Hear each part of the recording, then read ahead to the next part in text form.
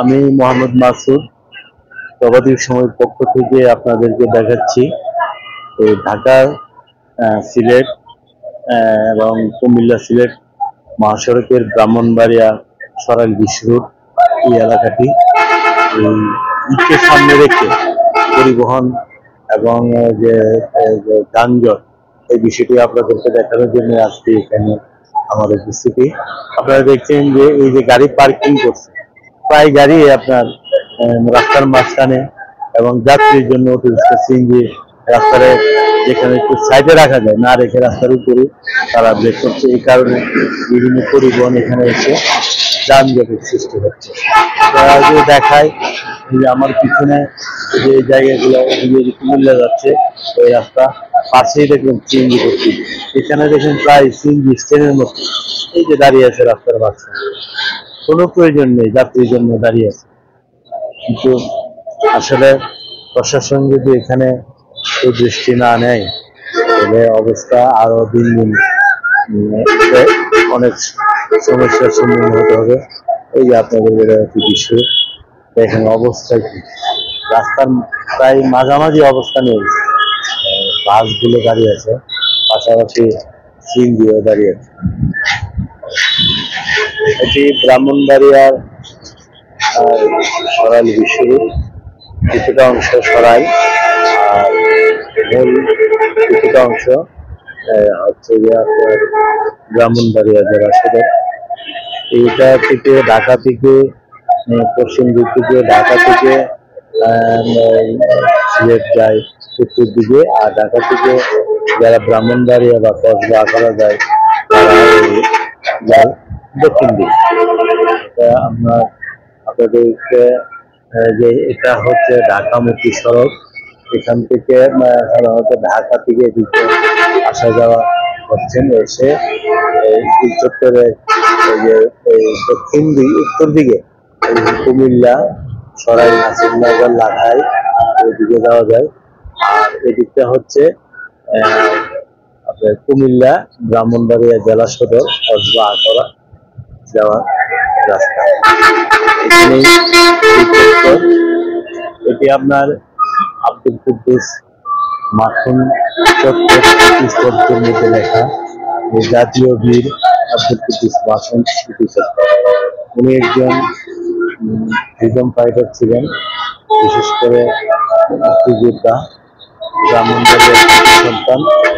ওনার নামকরণে এই স্মৃতিস্তম্ভটি করা হয়েছে। এটি সুন্দর এলাকা।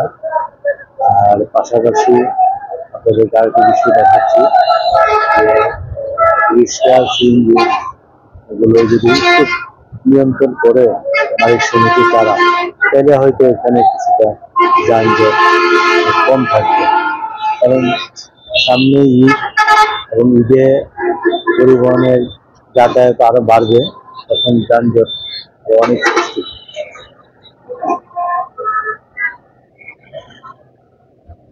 আমি ব্রাহ্মণবাড়িয়া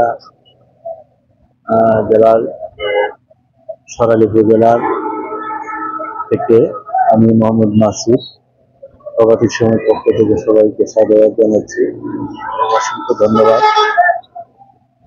আপনাদেরকে এই বিশ্বরোধের চিত্রটি দেখাচ্ছি যারা দেশ বিদেশ থেকে এই বিশ্বরোধ ব্রাহ্মণবাড়িয়া বিশ্ব দেখতে চান এবং প্রবাসী ভাইদের জন্য দেখার সুযোগ করে দিচ্ছে।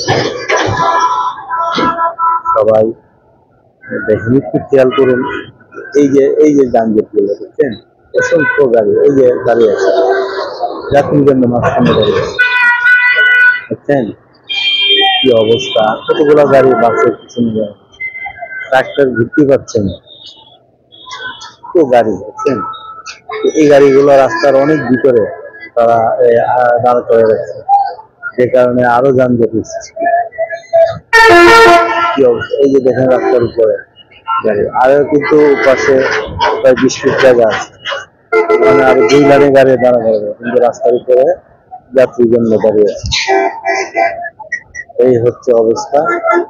এই দেখেন সিএনজি গুলা কিভাবে দাঁড়িয়ে আছে।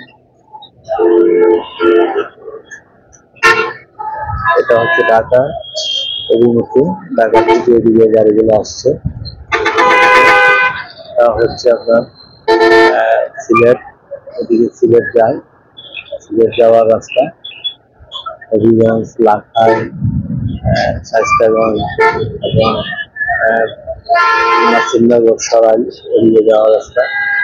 আর এটা হচ্ছে ব্রাহ্মণবাড়িয়া এবং কুমিল্লা পাশাপাশি কসবা আখাউড়া যাওয়ার রাস্তা। শিক্ষাগতা পরিবহনে ব্রাহ্মণবাড়িয়া বা সিলেট যারা আছেন এই দুই চত্বর না হয়ে তারা যাওয়ার আর কোনো ব্যবস্থা নেই। এদিকে আসলে অবশ্যই আপনাদেরকে চত্বর ঘুরে তাদেরকে যেতে হয়। সবাই ভালো থাকেন। আমি প্রগতি সময় মোহাম্মদ মাসুদ, আপনাদেরকে আরেকদিন দেখাবো। সবাইকে ধন্যবাদ। আসসালামু আলাইকুম।